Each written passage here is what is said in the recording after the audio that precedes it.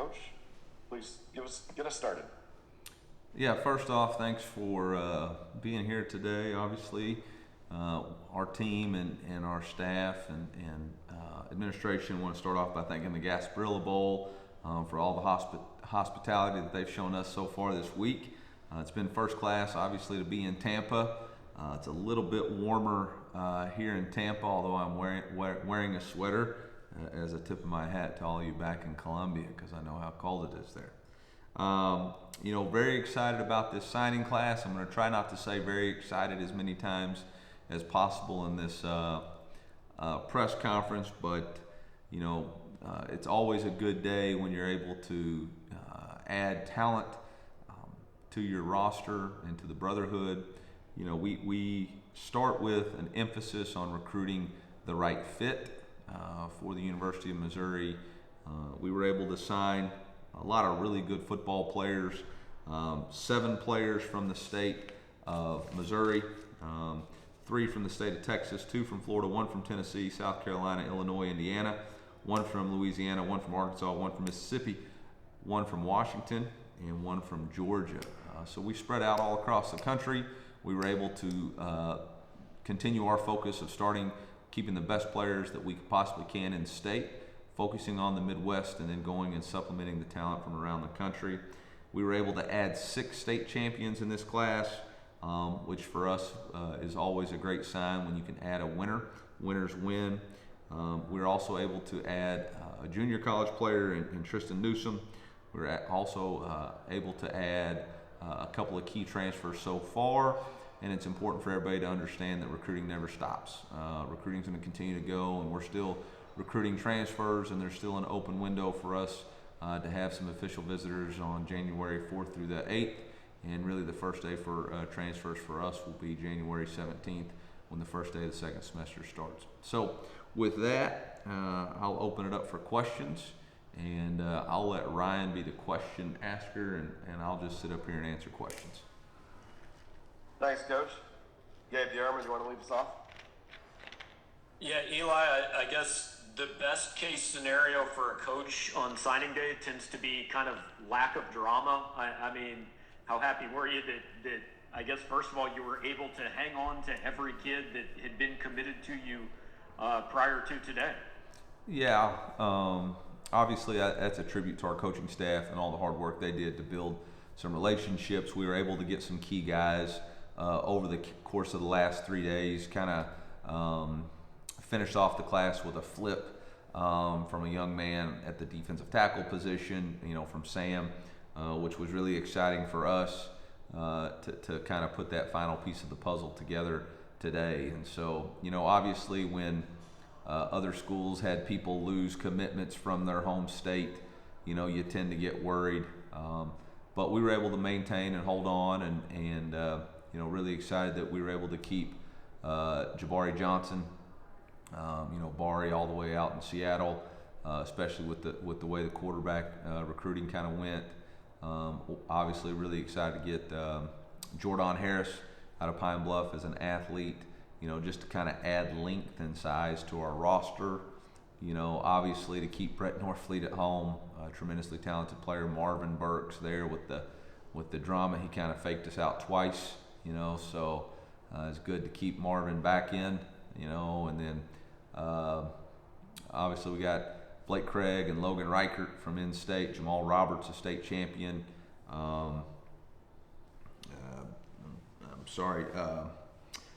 Josh Manning, tremendous player for us from inside the state. Nick Deloach from right across the border. So again, some really good players that we were able to add. We'll go next to Kenny Van Dorn. Yeah, Eli, you brought up Sam there. What kind of led to that late push for him, and what did Al Davis really see in him that made him, try to get him to flip from Wake?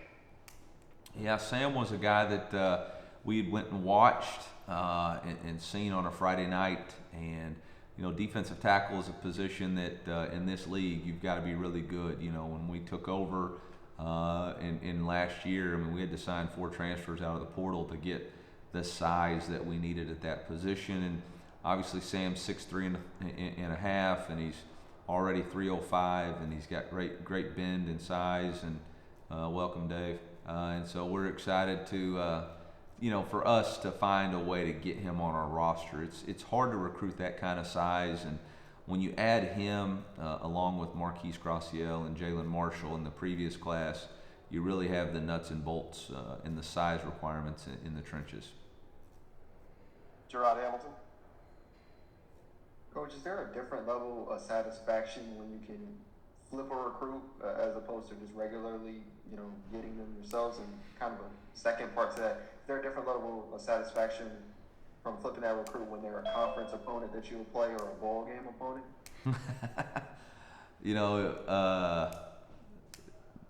Man, it's kind of a funny question because we kind of had an idea that this was going to go our way during the coaches' social that we had Monday night, and for all of us to keep a straight face and not let that one kind of slip out was a little bit difficult. But in recruiting, it's kind of fun. It's kind of fun. I don't rub it in as probably as much as I'd like to, but it's kind of fun when you beat people who think they got you. Kyle McAndrew. Hi, Eli.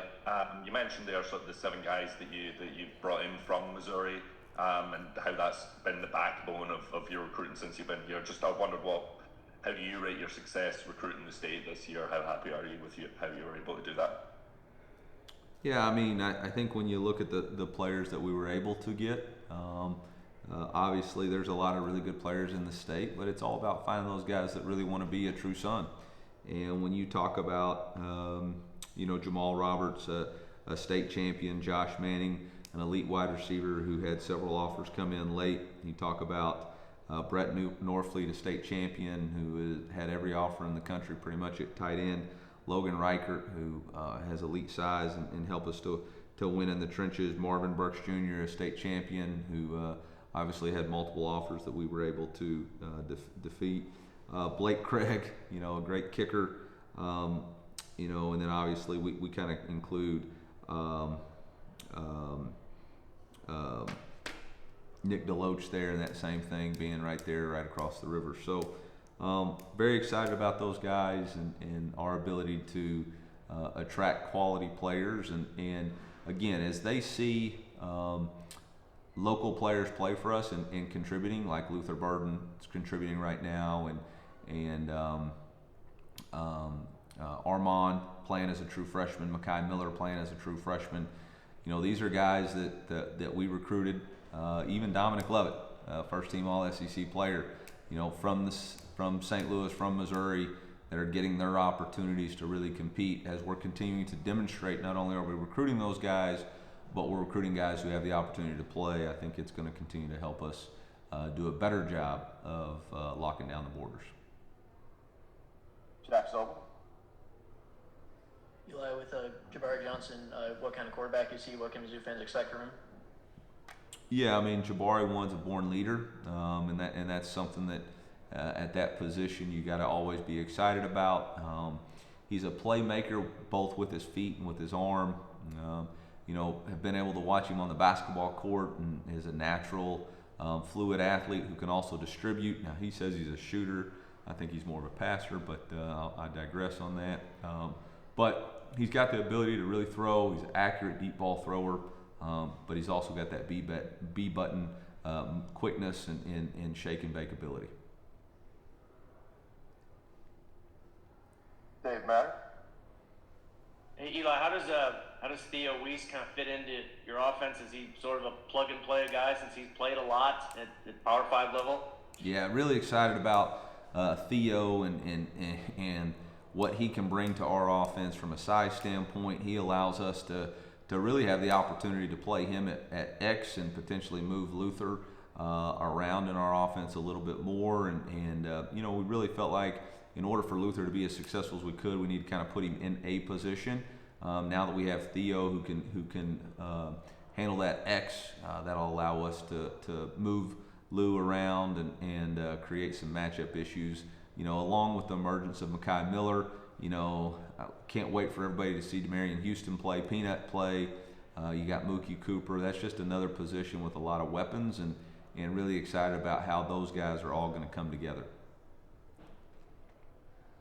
Gabe?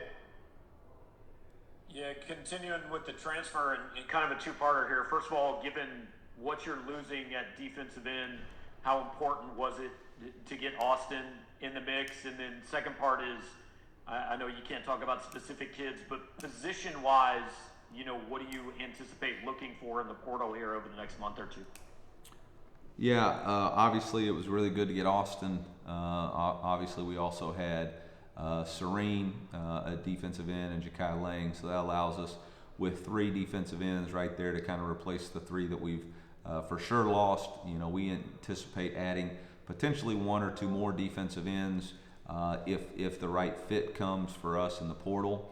The secondary at the safety position is taken a little bit of a turn for us from last year we were more of a 3-corner defense. Now we're more of a 3-safety defense, and so we've had to adjust our numbers around and to make sure that we have enough quality depth and players in there. I thought one of the things that made Dalen Carnell and Martez both so effective was that they played equally snaps, or close to equal snap wise, and so we're going to have to figure out what we want to do at the star position.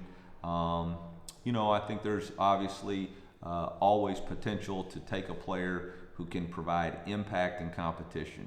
When we attack the portal, we never really promise starting positions. All we promise is an opportunity to compete, and we wouldn't offer that if we didn't feel like they had the necessary tools and talents to compete. And if we can find a player that we think can help us win, then we owe it to the university and to this team and our staff to explore every opportunity that comes available. So with that being said, Gabe, everybody, we'll recruit anybody. Kenny? Eli, kind of looking at some of the guys who aren't going to be here in the spring, like Josh Manning, Marquise Johnson, doing some track and field. Are you kind of supportive of that stuff, or do you just want everybody to kind of get here a semester early? No, I think it's up to each individual player and person what their maturity level is. Time's one thing you never get back. And when young men come and enroll early, they're never going to get their senior year back in the spring. And I hate to take that away from young men. We're in such a rush to get everything started.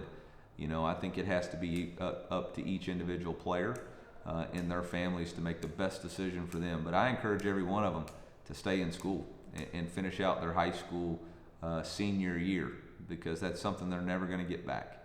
And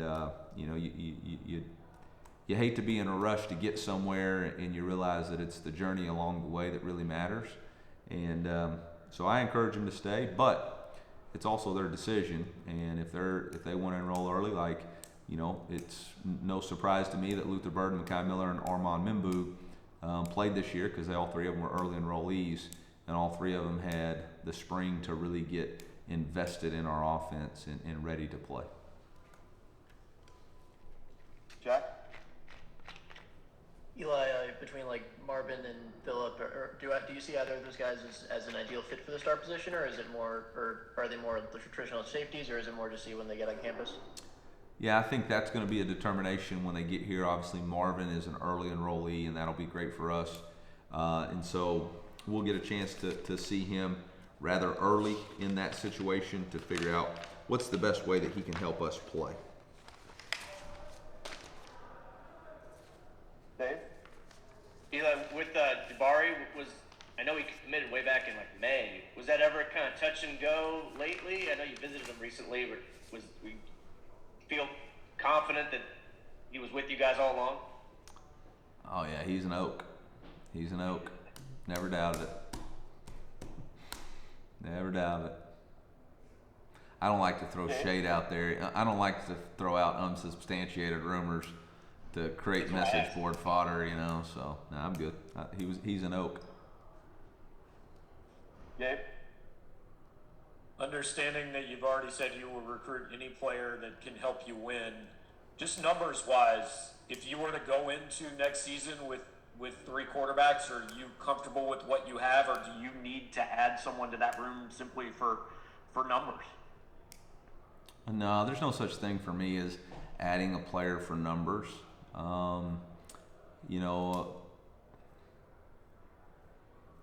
2 years ago, well, shoot, going into this year, we really had 3 scholarship quarterbacks on our roster. So, you know, I'm not really in I'm not in a hard and fast stance on that one way or the other, to be honest, right now. I'm looking forward to our game this Friday and seeing Brady and Sam finish this thing out, and then we'll take all the information that we have and make the best decision we need to make for our football team moving forward. We've cleared the queue. Does anyone else have any questions? Use the raise hand. All right, seeing none. Thank you, everybody. Oh, I had a question. How cold is it in Columbia? And has the snow started? Not cold yet. Wait about 12 hours. It's like 35 right now. We're good. Is the snow started? No. No? So it's the typical Midwest buildup. I think it's supposed to come in the morning. Really? Feels like, 'cause